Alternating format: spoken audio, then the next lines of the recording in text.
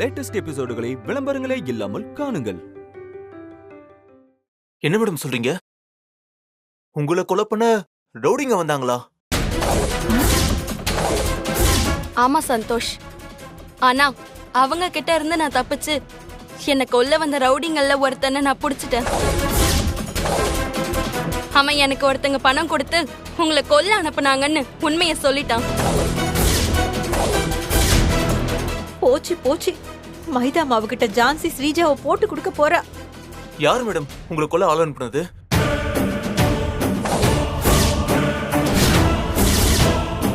ஐயோ சொல்லுங்க மேடம், உங்களை கொல்ல ஆள் அனுப்புனது யாரு? ஸ்ரீஜா.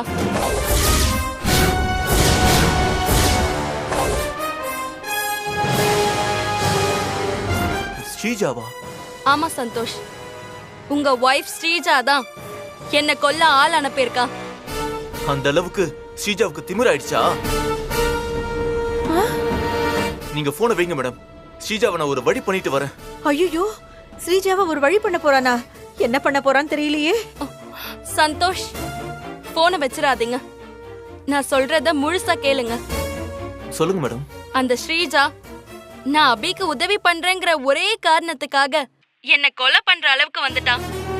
அதான் இனிமே அவளை சும்மா விடக்கூடாதுன்னு முடிவு பண்ணிட்டேன். என்ன மேடம் பண்ண போறீங்க? ஸ்ரீஜாவை அரெஸ்ட் பண்ணி ஜெயில போடலான்னு முடிவு பண்ணிட்டேன்.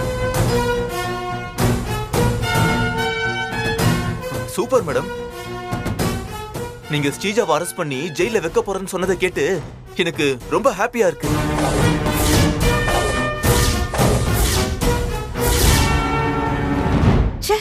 புருஷனா இவன் பொண்டாட்டிய ஜெயில வைக்க போறேன்னு சொல்றத கேட்டு இவ்வளவு சந்தோஷப்படுறான். ஸ்ரீஜாலாம் ஒரு மனுஷியே கிடையாது, அவளாம் ஒரு வெறி பிடிச்ச மிருகம். வெறி பிடிச்ச மிருகத்தெல்லாம் வீதியில் அலைய விடக்கூடாது, புடிச்சு கூண்டில் அடிக்கிறது தான் சரி. அந்த ஸ்ரீஜா என் தம்பி சஞ்சுவ ஜெயிலுக்கு அனுப்ப நினைச்சால, அவ ஜெயிலுக்கு போய் களி திங்கட்டும். ஸ்ரீஜா ஜெயிலுக்கு போனாதான் எங்க குடும்பத்துக்கு விடிவு காலம் பிறக்கும். சுத்தம். அண்ணன் எப்படா சாவான், தின்ன எப்படா காலியாவுன்னு காத்துக்கிட்டு இருந்த தம்பி மாதிரி ஸ்ரீஜா எப்படா ஜெயிலுக்கு போவா, நம்ம நிம்மதியா இருக்கலாம்னு இந்த மைதா மாவு காத்துக்கிட்டு இருக்கான். மேடம், நீங்க ஸ்ரீஜாவை அரெஸ்ட் பண்ணணும்னு முடிவு பண்ணிட்டீங்க. அப்படியே அவங்க அம்மா சிந்தாமணியையும் அரெஸ்ட் பண்ணிட்டு போய் ஜெயில போடுங்க. அப்பதான் நாங்க நிம்மதியா இருக்க முடியும். ஐயோ, அந்த ஜான்சி என்ன விட்டா கூட இந்த மைதா மாவு என்ன விட மாட்டான் போல இருக்கே. ஐயோ, எனக்கு ஜெயிலும் களியும் கன்ஃபார்ம் ஆயிடுச்சு. இப்ப என்ன பண்றது? இத உடனே ஸ்ரீஜா கிட்ட சொல்லி அந்த ஜான்சி அரெஸ்ட் பண்றதுல இருந்து எப்படியாவது தப்பிக்கணும். இல்லனா நமக்கு 5-6 வருஷம் கன்ஃபார்மா ஜெயில் வாழ்க்கை தான். இப்பவே போயாகணும். காலையிலேயே எனக்கு இப்படி ஒரு குட் நியூஸ் சொன்னதுக்கு ரொம்ப தேங்க்ஸ் மேடம். நீங்க ஸ்ரீஜாவை அரெஸ்ட் பண்ண வர விஷயம் ஸ்ரீஜாவுக்கு தெரியுமா மேடம்? தெரியும் சந்தோஷ். சரி மேடம், நீங்க சீக்கிரம் கிளம்பி எங்க வீட்டுக்கு வந்து ஸ்ரீஜாவை அரெஸ்ட் பண்ணி கூட்டிட்டு போங்க. நீங்க ஸ்ரீஜாவை அரெஸ்ட் பண்ணி கூட்டிட்டு போற அந்த கண்கொள்ளா காட்சியை பார்க்க நான் ஆபீஸ் கூட போகாம வீட்லயே வெயிட் பண்றேன். ஓகே சந்தோஷ்.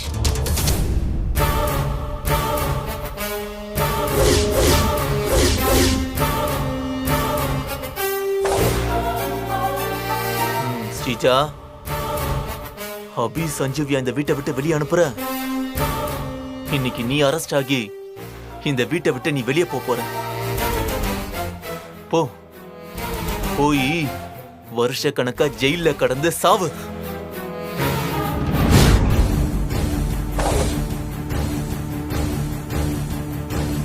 ஏய் ஸ்ரீஜா, ஸ்ரீஜா. என்னம்மா, ஏன் இப்படி பதறி அடிச்சு ஓடி வர? எல்லாம் போச்சுடி. எல்லாம் போச்சா? என்னம்மா சொல்ற?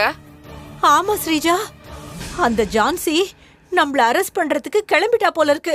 அவ மைதா மாவுக்கு இப்பதாண்டி போன் பண்ணி சொன்னா.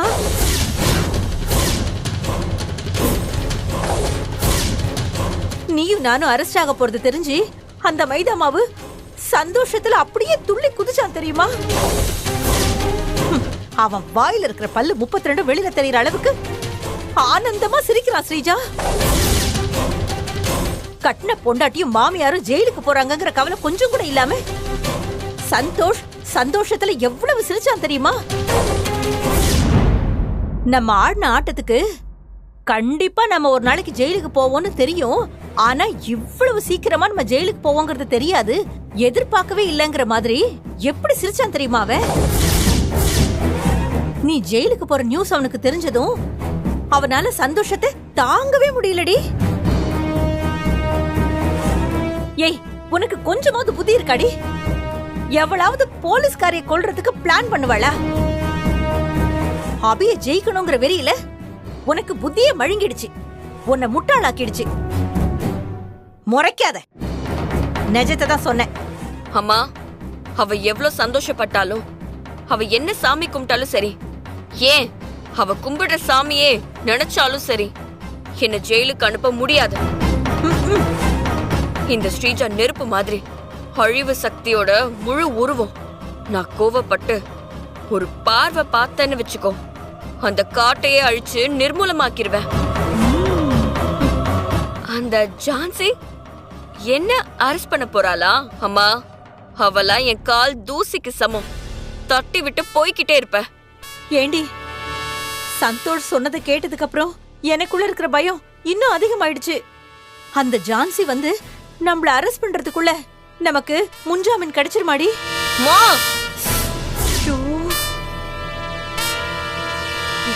சந்தோஷ், நான் ஜெயிலுக்கு போக போற சந்தோஷத்தை கொண்டாட போறியா? இன்னும் கொஞ்ச நேரத்துல அந்த பாம்பு வெடிச்சு அபி சஞ்சீவ் செத்த நியூஸ் தெரிஞ்சு நீ, உங்க அம்மா, உங்க அப்பா எல்லாருமே கண்ணீர் விட்டு அழ போறீங்க. இந்த வீடே துக்க வீடா மாற போகுது.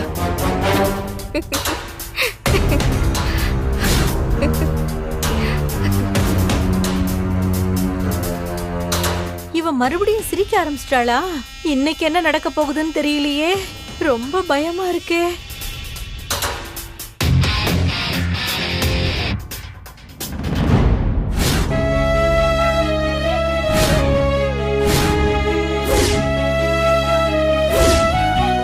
சரி, பாப்பாக்கு பசி சரியாயிடுச்சா? விளையாடலாமா? அம்மா கொண்டு வந்திருக்கிற புது பொம்மையோட நம்ம விளையாடுவோம், சரியா? பாப்பா, பொம்மை ரொம்ப நல்லா இருக்கு.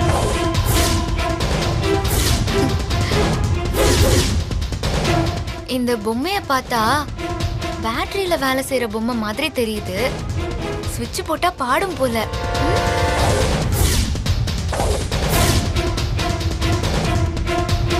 ஆனா இந்த பொம்மையில ஸ்விட்ச் எங்க இருக்குன்னு தெரியலையே.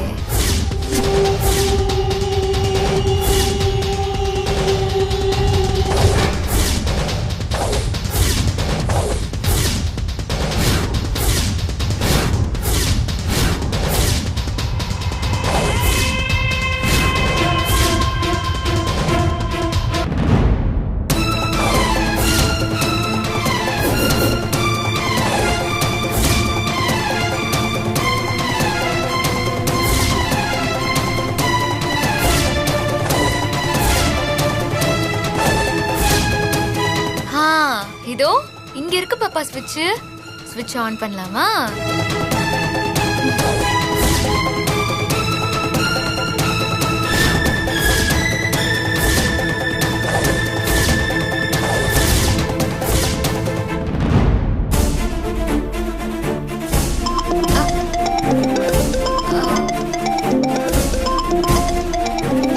போன் ரிங் ஆகுது.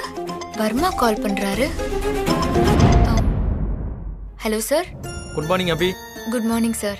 அபி, இன்னைக்கு ரெஜிஸ்ட்ரேஷனுக்கு டாக்குமெண்ட்ஸ் எல்லாம் என் ஸ்டாஃப் ரெடி பண்ணிட்டு இருக்காங்க. அவங்க உன்னுடைய ஆதார் கார்டு வேணும்னு சொல்றாங்க.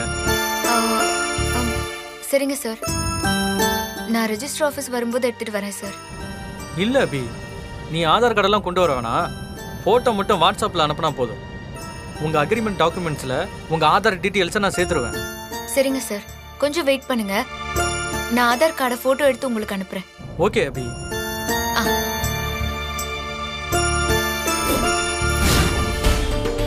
ஒரு ஆட்டோ பிடிச்சி ஹாஸ்பிட்டல் போய் டாக்டரை பார்த்து மங்கா எப்ப கண்ணு முழிப்பாங்கன்னு கேட்கணும்.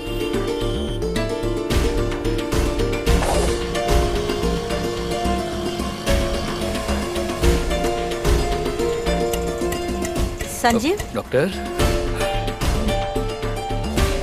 நான் உங்களை பார்க்க தான் ஆட்டோ பிடிக்கிறதுக்காக வந்தேன்.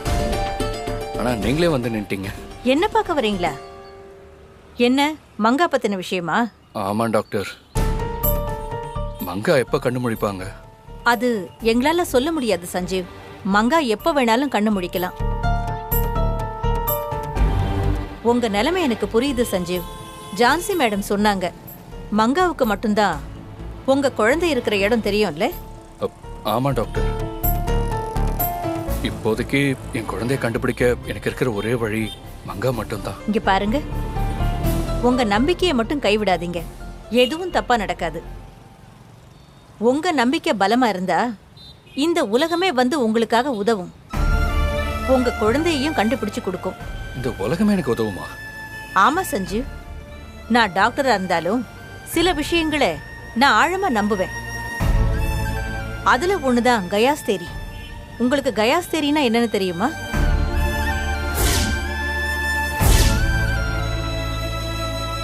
நம்மள சுத்தி நடக்கிற ஒவ்வொரு சம்பவத்துக்கு இடையிலையும் ஏதோ ஒரு தொடர்பு இருக்குங்கிறது தான் கயாஸ் தேரி. நமக்கு மேலோட்டமா பார்க்கத்தான் எல்லாமே தனித்தனி சம்பவங்களா தெரியும். ஆனா ஆழமா பார்த்தா எல்லாமே ஒண்ணுதான். நீங்க கடன் பிரச்சனையில சிக்கினது, உங்க குழந்தை காணாம போனது, இப்போ மங்கா கோமாக்கு போனது, இது எல்லாத்துக்குமே ஏதோ ஒரு தொடர்பு இருக்கு. உங்க குழந்தை இப்ப வரைக்கும் உங்க கைக்கு கிடைக்காம இருக்கிற வரைக்கும் கண்டிப்பா ஏதோ ஒரு காரணம் இருக்கும். பின்னால நடக்க போற ஒரு நல்ல விஷயத்துக்காகத்தான் இது எல்லாமே நடக்குதுன்னு நான் நினைக்கிறேன், நம்புறேன். எனக்கு நான் நம்புறதெல்லாம் நடக்குது. நீங்களும் நம்புங்க. கண்டிப்பா உங்க குழந்தைய இந்த பிரபஞ்சம் உங்ககிட்ட கொண்டு வந்து சேர்க்கும். நீங்க சொல்றத கேட்க நல்லா இருக்கு டாக்டர். அது அப்படியே நடந்தா நான் ரொம்ப சந்தோஷப்படுவேன். கண்டிப்பா நடக்கும் சஞ்சீவ். ஆமா, மங்காவை கண்ணு முழிக்க வைக்க வேற ஏதாவது வழி இருக்கா? ஒரே ஒரு வழி இருக்கு. மங்காவுக்கு ஒரு ஸ்பெஷல் ட்ரீட்மெண்ட் பண்ணா அவ கண் முழிக்க வாய்ப்பு இருக்கு. அப்படின்னா அதை உடனே பண்ண வேண்டியதானே டாக்டர்? அதுல ஒரு சிக்கல் இருக்கு. இன்னைக்கு ஒரு நாள் மங்கா கண் முழிக்கிறாளான்னு பாப்போம். ஒருவேளை முழிக்கலனா அதுக்கப்புறம் அந்த ஸ்பெஷல் ட்ரீட்மெண்ட்டை ட்ரை பண்ணி பார்ப்போம். Okay doctor. அப்புறம் மங்காவோட ஸ்டேட்டஸ் தெரிஞ்சுக்கணும்னா நீங்க ஹாஸ்பிட்டலுக்கு வரணுங்கிற அவசியமே இல்லை. எனக்கு ஃபோன் பண்ணுங்க, நானே உங்களுக்கு டீடைல்ஸ் சொல்றேன். Okay doctor. இப்போ நீங்க எங்க போறீங்க? ஜான்சி மேடத்தை பார்க்க போலான்னு கிளம்புனேன். அவங்களே எனக்கு ஃபோன் பண்ணி எனக்கு ஒரு அரெஸ்ட் இருக்கு, வேண்டான்னு சொல்லிட்டாங்க. அதான் ஹாஸ்பிட்டலுக்கு போயிட்டு இருக்கேன். அரெஸ்டா? என்ன அரெஸ்டான்னு கேக்குறீங்க? உங்களுக்கு விஷயமே தெரியாதா? என்ன விஷயம்? ஜான்சி மேடம் யாரோ ஸ்ரீஜான்னு ஒருத்தி மேல கேஸ் போட்டதுக்கு அந்த ஸ்ரீஜா கோவத்துல ஜான்சி மேடத்தை பழிவாங்க நேத்து நைட்டு ரவுடிங்களை அனுப்பி அவங்கள கொல்ல பார்த்திருக்கா. ஜான்சி மேடம் எப்படியோ ரவுடிங்க கிட்ட இருந்து தப்பிச்சிட்டாங்க. தன்னை கொல்ல பார்த்த ஸ்ரீஜாவை அரெஸ்ட் பண்ணி ஜெயில வைக்க முடிவு பண்ணிட்டாங்க. அப்புறம் சஞ்சீவ், நாளைக்கு காலையில உங்களுக்கு ஒரு சந்தோஷமான நியூஸ் காதுக்கு வரும். அந்த ஸ்ரீஜாவை அரெஸ்ட் பண்ண போறதாதான் ஜான்சி மேடம் என்கிட்ட சொன்னாங்க. ஸ்ரீஜா, அபி உன்னை எத்தனை தடவை காப்பாத்தினாலும் நீ திருந்தாம திரும்ப திரும்ப தப்பு பண்ணி இப்ப நீ ஜெயிலுக்கு போற நிலைமைக்கு வந்துட்டியா?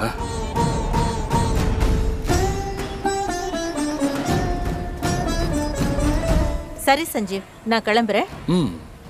சரி டாக்டர்.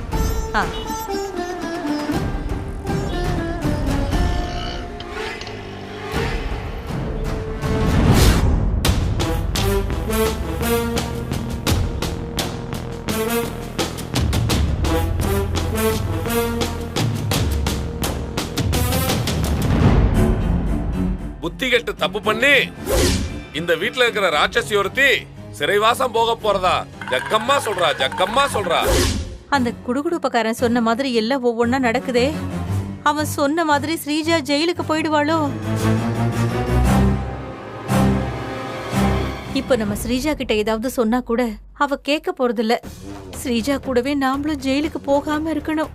அதனால இப்போல இருந்தே கொஞ்சம் அடக்கி வாசிப்போம். டைம் வேற ஆயிட்டே இருக்கு. சீக்கிரம் ஜட்ஜை பார்த்து முன்ஜாமீன் வாங்கிடணும்.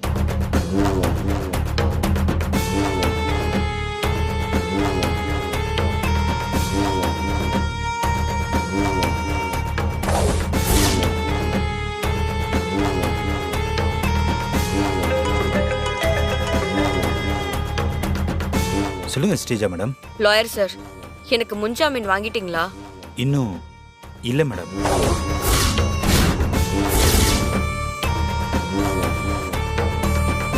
என்ன சார் இப்படி சொல்லிட்டு இருக்கீங்க?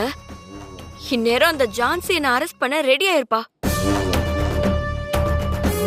எப்படியோ எனக்கு தெரிஞ்சு இன்னும் 1 ஹவர்ல என்ன அரெஸ்ட் பண்ண வீட்டுக்கே வந்துருவா. மேடம் டென்ஷன் ஆகாதீங்க மேடம். கூல். இப்ப ஜட்ஜி வீட்ல தான் ஜட்ஜை பார்க்க வெயிட் பண்ணிக்கிட்டு இருக்கேன்.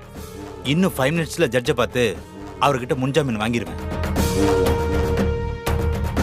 நான் முன்ஜாமீன் வாங்கின அடுத்த நிமிஷமே அதோட சாஃப்ட் காப்பியை உங்களுக்கு வாட்ஸ்அப் பண்றேன். அந்த காப்பியை வச்சு ஜான்சி உங்களை அரெஸ்ட் பண்றதை தடுத்துடலாம்.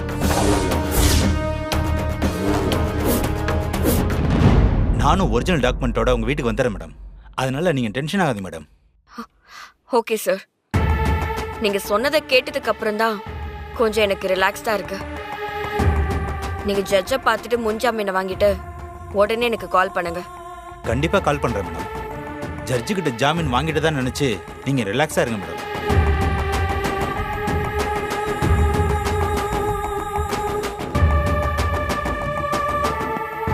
Good morning sir. Good morning sir. ஏன் நிக்கிறீங்க? உட்காருங்க. தேங்க்யூ. என்ன மிஸ்டர் சர்மா, மார்னிங்கே அவசரமா என்ன பார்க்க வீட்டுக்கு வந்திருக்கீங்க? ஒரு இம்பார்ட்டன்ட் மேட்டர் சார். என்ன இம்பார்ட்டன்ட் மேட்டர்?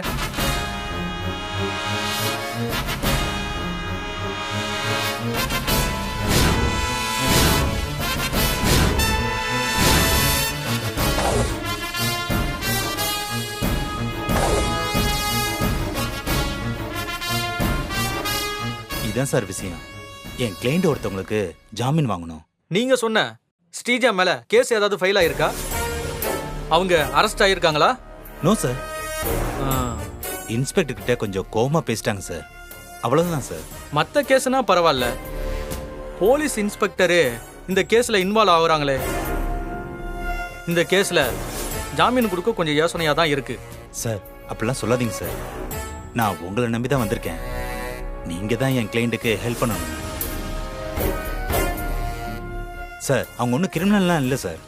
ஏதோ ஒரு கோவத்தில் அப்படி பேசிட்டாங்க, மற்றபடி ஒன்றும் இல்லை சார். இல்ல மிஸ்டர் சர்மா, நான் இந்த கேஸ்ல முன்ஜாமீன் கொடுத்து அது ஒரு இஷ்யூ ஆகி லா அண்ட் ஆர்டர் ப்ராப்ளம் ஆயிடுச்சுன்னா சார் அப்படிலாம் ஒன்றும் நடக்காது சார். நீங்க மனசு வச்சீங்கன்னா எல்லாம் முடியும் சார். சரி, அப்ப நீங்க ஒன்று பண்ணுங்க. சொல்லுங்க சார். இந்த கேஸ்ல இருக்கக்கூடிய பேப்பர்ஸை கோர்ட்ல ஃபைல் பண்ணுங்க. நான் உங்களுக்கு முன்ஜாமீன் கொடுக்குறேன். ஓ சார், அதெல்லாம் வேணாம் சார். நீங்க எமர்ஜென்சி ஜாமீன் இஷ்யூ பண்ணுங்க சார். இங்க பாருங்க, எமர்ஜென்சி ஜாமீன்லாம் இந்த கேஸ்ல நிக்காது. நான் முன்ஜாமீன் கொடுத்தா கூட வேஸ்ட் தான். அந்த போலீஸ் இன்ஸ்பெக்டர் நான் கொடுத்த முன்ஜாமீன் செல்லாதுன்னு சொல்லி ஈஸியா உங்க கிளைண்ட்டை அரெஸ்ட் பண்ணிடுவாங்க. அதான் சொல்றேன், நாளைக்கு காலைல 10 மணிக்கு கோர்ட்டுக்கு வாங்க. நான் உங்களுக்கு ஜாமீன் இஷ்யூ பண்றேன். நீங்க அதை வச்சு உங்க கிளைண்ட்டை காப்பாத்திக்கிங்க. சார், நான் 10 மணிக்கு வந்து கோர்ட்ல ஜாமீன் வாங்குறதுக்குள்ள அந்த இன்ஸ்பெக்டர் ஜான்சி என் கிளைண்ட் ஸ்ரீஜாவை அரெஸ்ட் பண்ணிடுவாங்க. அப்படியா? அப்போ உங்க கிளைண்ட் ஸ்ரீஜா கிட்ட நீங்க முன்ஜாமீன் வாங்குற வரைக்கும் இன்ஸ்பெக்டர் ஜான்சி கிட்ட மாட்டிக்காம எங்கேயாவது தலைமறைவா இருக்க சொல்லுங்க. யோசிக்காதீங்க சர்மா, இந்த கேஸுக்கு இதான் ஒரே வழி. Okay sir. அப்ப இப்பவே கோர்ட்டுக்கு கிளம்பி போய் சீக்கிரம் கேஸை சப்மிட் பண்ணுங்க. நான் கோர்ட்ல வந்து முன்ஜாமீன் கொடுத்துட்றேன். அப்புறம் அந்த ஜான்சியே நினைச்சாலும் உங்க கிளைண்ட் ஸ்ரீஜாவை அரெஸ்ட் பண்ண முடியாது. Okay sir. அப்ப நான் கிளம்புறேன். கிளம்புங்க சார். சார் போலாங்களா சார்? வாங்க சார் போலாம்.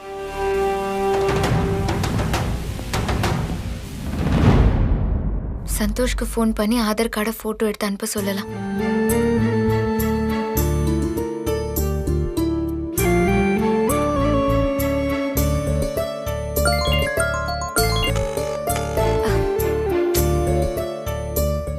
சந்தோஷ் ஏன் ஃபோன் எடுக்க மாட்டேங்கிறாரு? சரி, அத்தைக்கு கால் பண்ணலாம்.